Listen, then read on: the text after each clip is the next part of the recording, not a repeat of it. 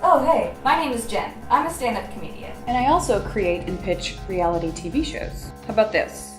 America's Next Top Role Model. Along the way, I find and meet some pretty interesting people that I think you should know about. So I'm interviewing them here on the internet. Get in. We're probably going down a rabbit hole.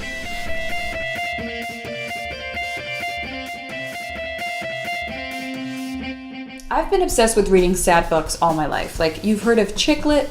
Well, I like to read sick lit. They're usually books about teenagers dying of incurable diseases or suffering tragic consequences. It's a thing, it's a whole thing, a sad thing, and I love it. I'm having a really good time. These books actually have a huge audience, and they've been made into movies like The Fault in Our Stars, Me Before You, My Sister's Keeper. But there was one woman who, in my and the internet's humble opinion, really gave the genre life or death, and her name is Lurlene McDaniel. She's written 75 sick lit titles, like 6 Months to Live, 16 and Dying, She Died Too Young, They Usually Die.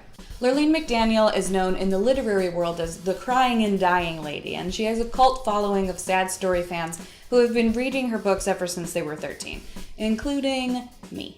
I'm legitimately I'm fangirling. Because literally, and I texted my mom this morning. She says hi, by the way, because she feels like she knows you. Well, give her a hug. There were a lot of parents who didn't want their kids reading these books. Yeah. I didn't think about the work as being different. I had no idea. I literally was in a bookstore one day, and some mother was perusing the shelves with the bookstore owner. And she said, now these books are popular, but they're so sad. They cry all the time. And I said, excuse me, I wrote that book.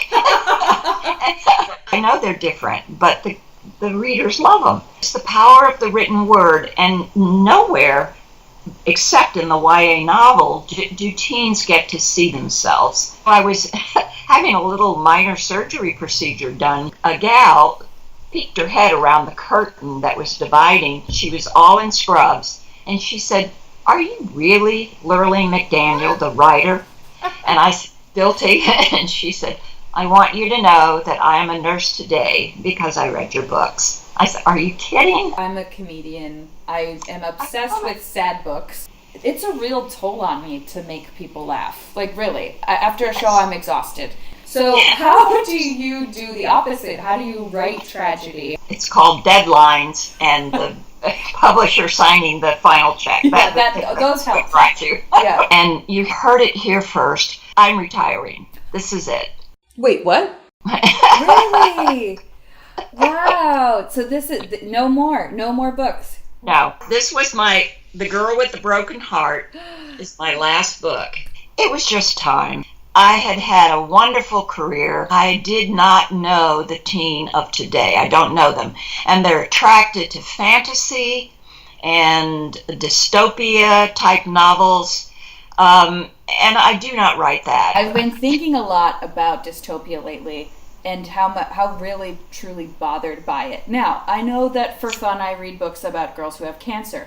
But there's something but about... with hope. But that was the thing I inserted into every book. One thing I've really learned over time is that there are two emotions that all of humanity shares. And those two emotions are grief and love. And those were the two elements I put into every single story. What I loved about your books was that it gave me a chance to troubleshoot real emotions and also my deepest, darkest fears in a really honest way. I would put that book away, and then I would walk into a bright, sunny day, and I still had all the same problems I had when I had started the book, but there was this weight that had kind of been lifted when you sort of face your fear. Yes. I built a career on girls like you. It's time. I'm tired. And the girl with the broken heart is now me. And it will be so many girls with broken hearts. I reread 6 Months to Live recently. Downloaded it on my Kindle. I'm sitting across from my fiance on the couch, and I'm reading it. And he looks over at me maybe 25 minutes in, and I just tears, and I look up and I just go, still got it. Like, it still gets me. That's it. Lurlene McDaniel has broken our hearts for the last time. And I'm really honored that she did it on my show because, honestly, look at my face one more time. What an emotional roller coaster. That's it. Thanks for watching, and happy retirement to Lurlene McDaniel.